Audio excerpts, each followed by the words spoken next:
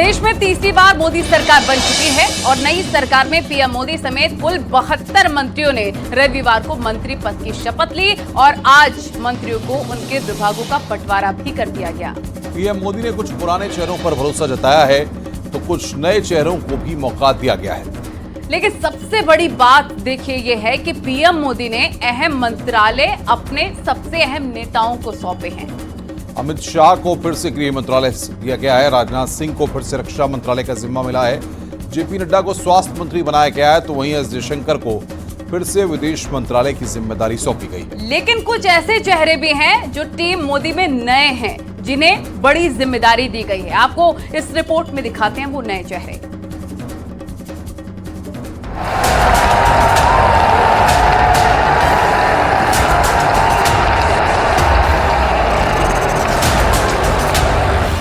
मैं नरेंद्र दामोदर दास मोदी की टीम में सबकी भागीदारी के साथ अब सबको जिम्मेदारी मिल चुकी है। मोदी मंत्रिमंडल में विभागों का बंटवारा हो चुका है और कद के हिसाब से मंत्रियों को कमान सौंपी जा चुकी है। अपने तीसरे कार्यकाल में सबसे बड़े टारगेट भारत को तीसरी अर्थव्यवस्था बनाने के लिए पीएम मोदी ने जिम्मेदारी के हिसाब से मंत्रियों का चयन किया है और करीब करीब पुराने चेहरों पर ही नया दांव खेला है।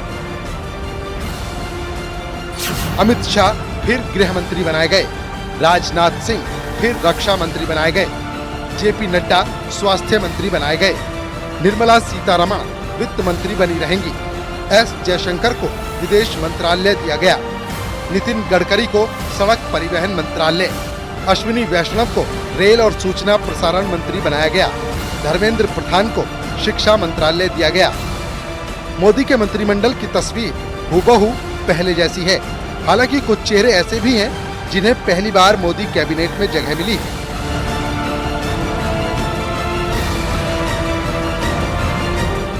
शिवराज सिंह चौहान कृषि मंत्री बनाए गए, मनोहर लाल को ऊर्जा और शहरी विकास, जीतन राम मांझी को लघु और मध्यम उद्योग। मोदी की नई टीम बिल्कुल बैलेंस है, जहां कुछ विभागों के मंत्री बदले हैं तो कुछ को अलग जिम्मेदारी दी है। किरेन रिजिजू संसदीय कार्य मंत्री बनाए गए, पीयूष गोयल वाणिज्य मंत्री बनाए गए, अजय टम्टा सड़क परिवहन के राज्य मंत्री, हर्ष मल्होत्रा भी सड़क परिवहन राज्य मंत्री, श्रीपद नाइक को ऊर्जा राज्य मंत्री, तोखन साहू को आवास राज्य मंत्री बनाया गया, शोभा करंदलाजे को लघु और मध्यम उद्योग राज्य मंत्री। यानी मोदी की टीम अब पूरी तरह से तैयार हो चुकी है उस लक्ष्य को पाने के लिए जो पीएम मोदी ने रखा है। वो लक्ष्य है भारत को तीसरी सबसे बड़ी अर्थव्यवस्था बनाना और 2047 तक भारत को विकसित राष्ट्र बनाना। Bureau report, news 18।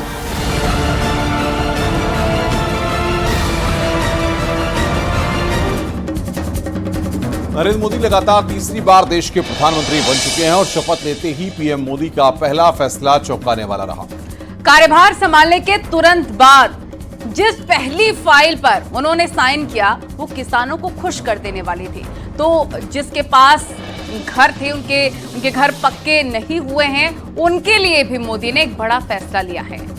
अपने तीसरे कार्यकाल में पदभार संभालते ही पीएम मोदी ने किसान सम्मान निधि की 17वीं किस्त जारी कर दी, इससे 9 करोड़ से अधिक किसानों को फायदा होगा और करीब 20,000 करोड़ रुपए किसानों में बांटे जाएंगे। वहीं पर प्रधानमंत्री मोदी का दूसरे बड़ा जो फैसला है वो ये कि पीएम आवास के तहत 3 करोड़ अतिरिक्त घर दिए जाएंगे। घरों में टॉयलेट, एलपीजी कनेक्शन और बिजली की व्यवस्था भी होगी। आइए एक रिपोर्ट आपको दिखाते हैं।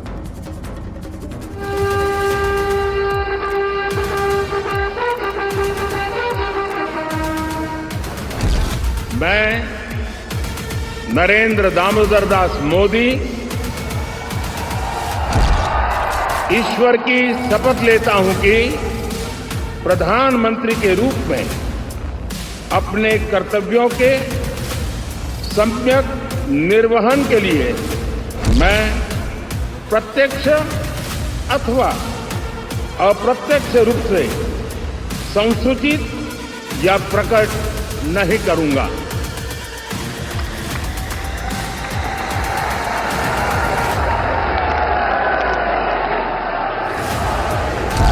नरेंद्र मोदी प्रधानमंत्री पद की शपथ लेने के बाद एक्शन में आ चुके हैं। मोदी ने प्रधानमंत्री कार्यालय पहुंचकर अपना कार्यभार संभाला और अपना पहला आदेश जारी कर दिया। उन्होंने जिस पहली फाइल पर साइन किया वो किसानों को खुश करने वाला है। पीएम मोदी ने सबसे पहले किसानों से जुड़ी पहली फाइल साइन की। पीएम ने 9.30 करोड़ किसानों को 17वीं किस्त जारी की है। लगभग 20,000 करोड़ रुपए किसानों को आवंटित किए।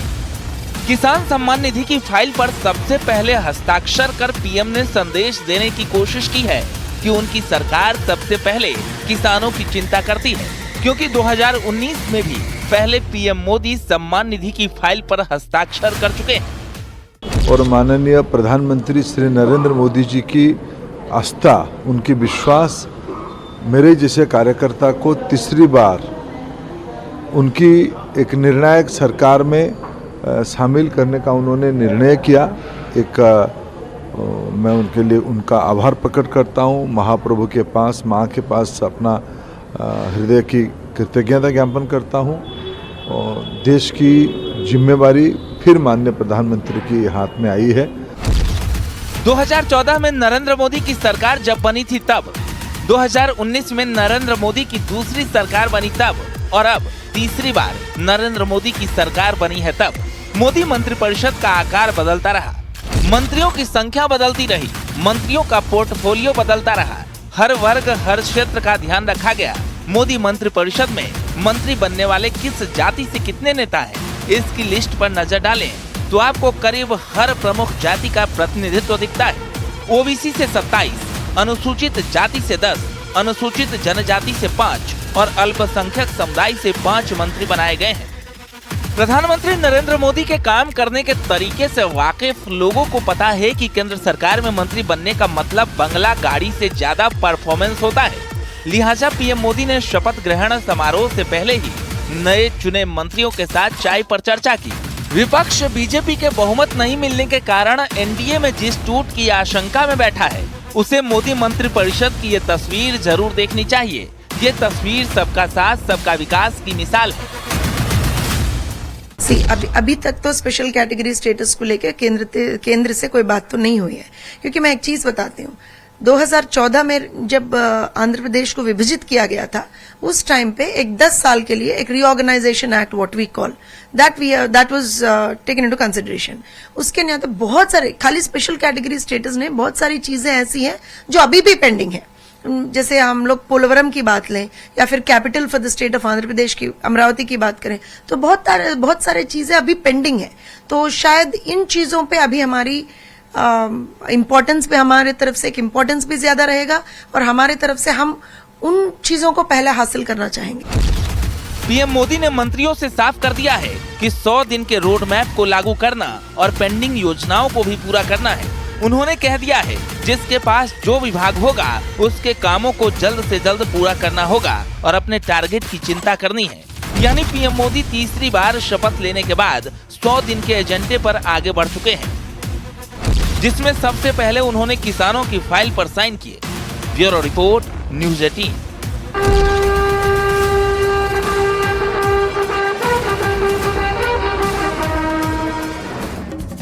सरकार बनने के बाद मोदी का पहला फैसला हमेशा से ही चौंकाने वाला रहा है। जब 2014 में पीएम मोदी ने शपथ ली तो उनका पहला फैसला काले धन पर लगाम लगाने के लिए एसआईटी का गठन करना था।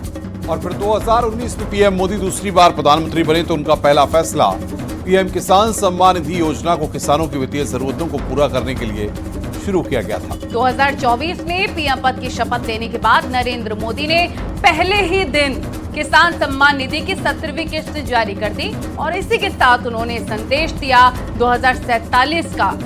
आपको प्रधानमंत्री का ये पूरा बयान भी सुनवाते हैं, जब उन्होंने कहा सरकार मतलब सामर्थ्य, समर्पण, संकल्पों की नई ऊर्जा। साल में बहुत सारे लोग आप में से होंगे जो 10 साल से मुझे जेल रहे हैं, कुछ लोग हैं जो शायद अब जेलना शुरू करेंगे, कुछ लोग होंगे साहब बहुत हो गए, अब कहीं और जाए तो अच्छा होगा। जो जाना चाहते हैं उनको मेरी तरफ से शुभकामनाएं हैं। आपने इतना किया इसलिए धन्यवाद है। जो आना चाहते हैं, अगर आज टीवी पर मेरी बात सुन करके जो मन भाव से खप जाना चाहता है 5 साल, आइए, निमंत्रण है। और हम मिल करके दोस्तों एक ही लक्ष्य, नेशन फर्स्ट, एक ही इरादा 2047 विकसित भारत। और मैंने पब्लिकली कहा है, मेरा पल पल देश के नाम है। और मैंने ये भी वादा किया है देश को 24/7 फॉर 2047। मुझे वो टीम से अपेक्षाएं हैं, मैं मेरी टीम से चाहता हूं, और उसमें भी मैंने मिला हुआ काम समय से पूरा कर दिया। मुझे मिला हुआ काम गलती के बिना कर दिया। मैं समझता हूं अच्छी चीज है, लेकिन परिपूर्णता नहीं है। लोकसभा चुनाव में उत्तर प्रदेश से उम्मीद के मुताबिक परिणाम नहीं मिलने के बावजूद नई सरकार में उत्तर प्रदेश का दबदबा कायम है। प्रधानमंत्री नरेंद्र मोदी के बाद केंद्रीय कैबिनेट में राजनाथ सिंह का शीर्ष दर्जा कायम है। राज्यसभा सदस्य हरदीप पुरी को कैबिनेट मंत्री और आरएलडी प्रमुख जयंत चौधरी राज्य मंत्री स्वतंत्र प्रभार का दर्जा उनको दिया गया है। 7 राज्य मंत्री भी उत्तर प्रदेश को मिले हैं। ऐसे में एक बार फिर नई सरकार में 10 मंत्रियों के साथ यूपी टॉप पर है।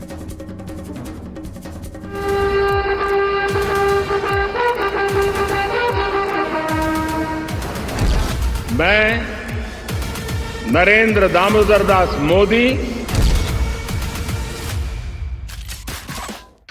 मोदी सरकार की कैबिनेट में पुराने और नए चेहरों का संयोजन है। मोदी की कैबिनेट में उत्तर प्रदेश का प्रतिनिधित्व है और मोदी की कैबिनेट में करीब करीब हर स्टेट की छाप है। मैं राजनाथ सिंह, मैं अमित अनिल चंद्र शाह, मैं शिवराज सिंह चौहान, हरदनहल्ली देवेगौड़ा, मैं राजीव रंजन सिंह उर्फ लालन सिंह, मैं चिराग पासवान। कभी न थकने वाले, कभी न रुकने वाले प्रधानमंत्री नरेंद्र मोदी ने अपनी टीम में भी मंत्रियों को चुन चुन कर शामिल किया है। मोदी ने अपने मंत्रिमंडल में इस बात का खास ख्याल रखा है कि सभी वर्ग, सभी राज्य शामिल हों।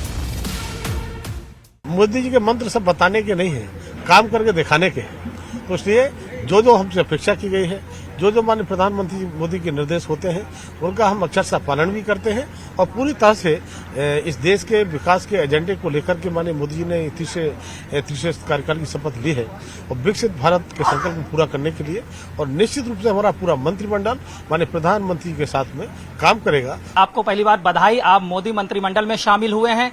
आपकी क्या प्राथमिकताएं हैं खासकर क्षेत्र को लेकर? देखिए, मैं अभी एक तरह से लगातार 4 बार सांसद रहा हूं और पिछले 10 वर्षों से मोदी जी के नेतृत्व में हम अपने क्षेत्र के लिए काम कर रहे हैं। और ऐसे तमाम कार्य हैं जो चुनाव के दरमियान हम लोगों ने कोई शिलान्यास कर दिया, कोई काम चालू हो गया, कोई बाकी है। जैसे सजनवा से धोरी घाट रेल लाइन है, अपने देवरिया और गोरखपुर से गोरखपुर एक्सप्रेसवे लखनऊ में जोड़ना है।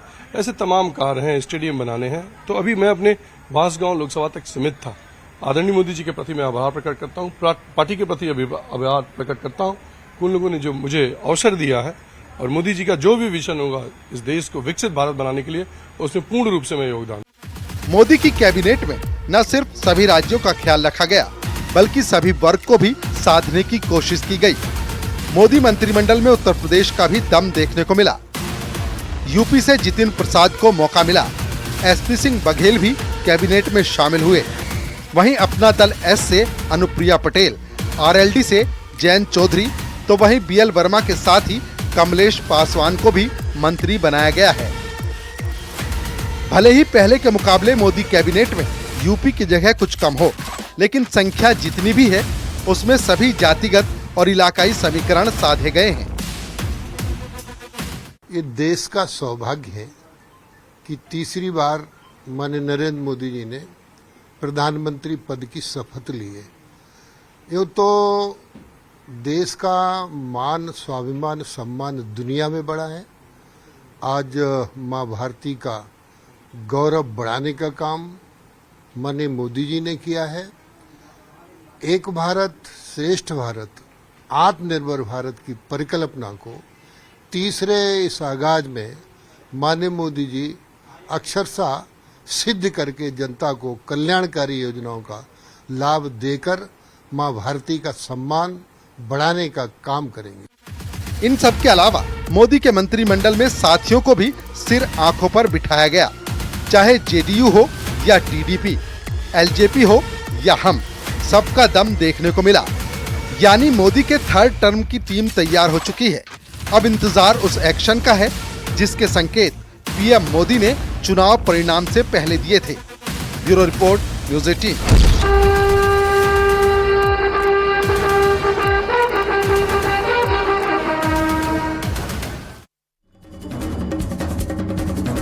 उत्तर प्रदेश के मुख्यमंत्री योगी आदित्यनाथ आज दिल्ली में थे, जहां पर उन्होंने बीजेपी के बड़े बड़े नेताओं से मुलाकात की। चुनावी नतीजों के बाद सीएम योगी पहली बार पहुंचे थे। पहली बार अमित शाह से उनके घर पर उन्होंने मुलाकात की और मोदी कैबिनेट में फिर से शामिल होने की बधाई दी। योगी आदित्यनाथ ने अमित शाह के साथ ही नितिन गडकरी से भी दिल्ली में मुलाकात की है और मंत्री पद की शपथ लेने पर बधाई दी। हालांकि इस मुलाकात के मायने भी निकाले जा रहे हैं। आपको इस रिपोर्ट में दिखाते हैं कि इस मुलाकात के क्या कुछ मायने निकाले जा रहे हैं।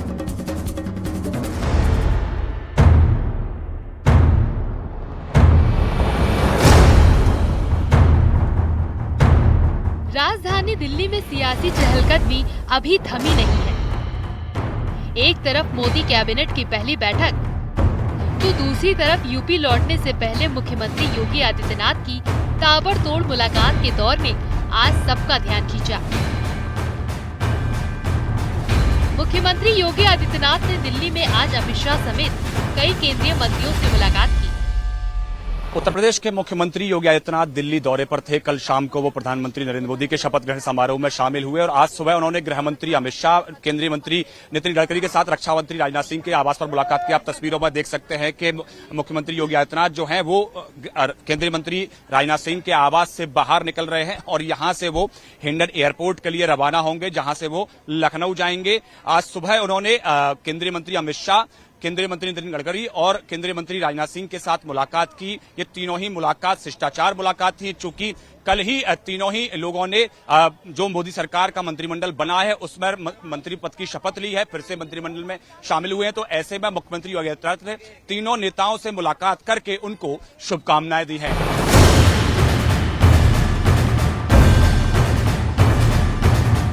मुख्यमंत्री योगी आदित्यनाथ ने सबसे पहले केंद्रीय मंत्री अमित शाह से मुलाकात की और उन्हें मंत्री बनने की बधाई दी। इसके बाद वो नितिन गडकरी के आवास पर पहुंचे और उन्हें भी बधाई दी। केंद्रीय मंत्री राजनाथ सिंह से भी सीएम योगी की लंबी मुलाकात हुई। सीएम योगी ने उन्हें भी बधाई दी। फिर दोनों नेताओं के बीच करीब 10 मिनट तक चर्चा हुई। इसके बाद सीएम योगी ने केंद्रीय मंत्री जेपी नड्डा से मुलाकात की और उन्हें भी मंत्री पद की शपथ लेने पर बधाई दी।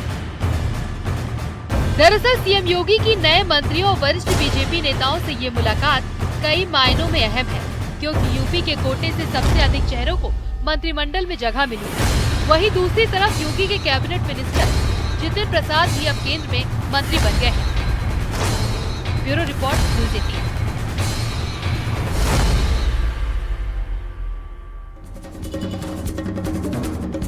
एक बार फिर योगी का बुलडोजर एक्शन में है और योगी की पुलिस भी फुल फॉर्म में है। पिछले 4 दिन उत्तर प्रदेश में अपराधियों के लिए काल साबित हुए हैं। वहीं कानून तोड़कर अवैध कब्जा करने वालों पर भी बुलडोजर दौड़ रहा है। लखनऊ में अवैध अतिक्रमण को तोड़ा जा रहा है और यूपी में कानून तोड़ने वाले अब खड़े होने के काबिल भी नहीं रहे हैं।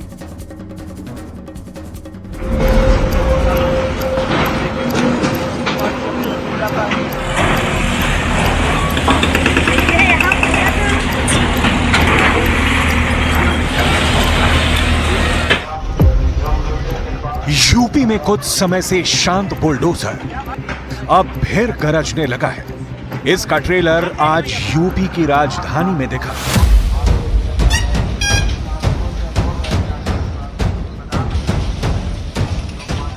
उत्तर प्रदेश की राजधानी लखनऊ में अतिक्रमण हटाओ अभियान को एक बार फिर तेज कर दिया गया है। यह लखनऊ का अकबर नगर इलाका है।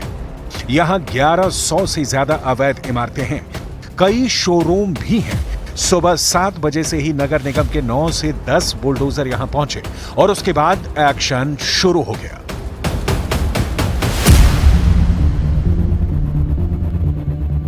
अकबर नगर में पिछली बार 10 मार्च को कार्रवाई के दौरान बवाल हुआ था। उपद्रवियों ने अवैध निर्माण तोड़ने में लगी पोकलेन मशीन ही तोड़ दी थी। इसके साथ ही सड़क पर लगे कैमरों को तोड़ने के साथ पथराव भी किया था। इसे देखते हुए प्रशासन ने निगरानी के लिए 35 सीसीटीवी कैमरे लगवाए हैं और पूरी तैयारी के साथ अतिक्रमण को ध्वस्त किया जा रहा है। जैसे जैसे खाली होता है वैसे हम लोग गिरा रहे हैं। पर्याप्त पुलिस बल, पीएसी और आरएएफ के लोग हैं और लॉजिस्टिक्स में भी एलडीए, नगर निगम पूरी तरह से उनके कर्मचारी, अधिकारी सारे लोग हैं। जेसीबी मशीनें, पोकलेन। अधिकारियों के मुताबिक अकबर नगर में छोटे बड़े करीब 2000 अवैध मकान हैं, जिन्हें तोड़ने में 1 महीने का वक्त लगेगा।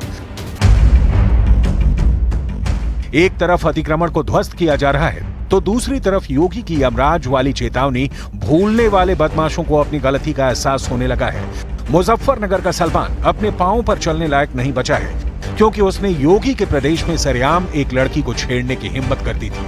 बाइक सवार सलमान का एक वीडियो सोशल मीडिया पर जमकर वायरल हुआ था, जिसमें वो सड़क पर जा रही युवती को छेड़ते हुए नजर आया था।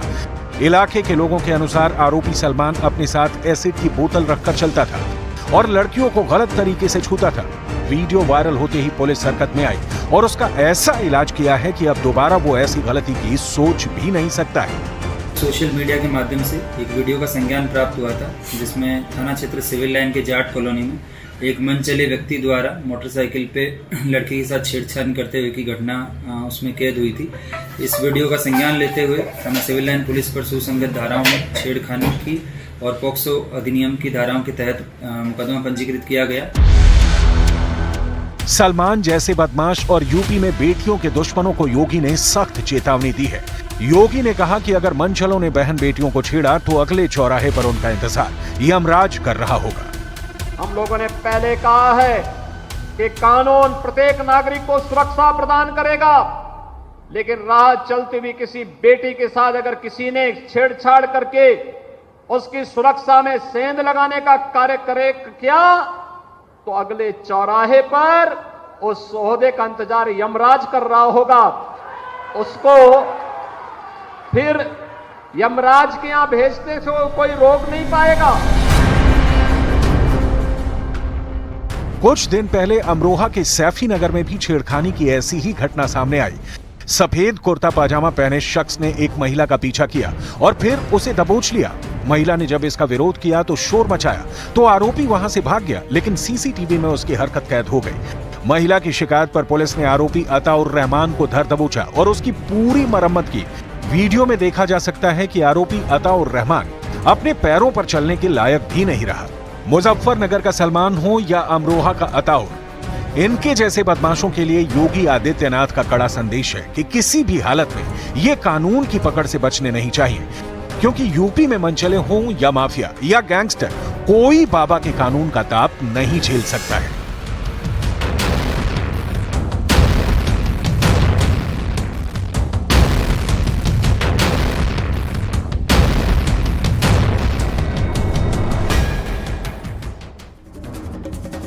खबरें और भी हैं, लेकिन यहाँ रुकना होगा एक छोटे से ब्रेक के लिए। आप बने रहिए हमारे साथ।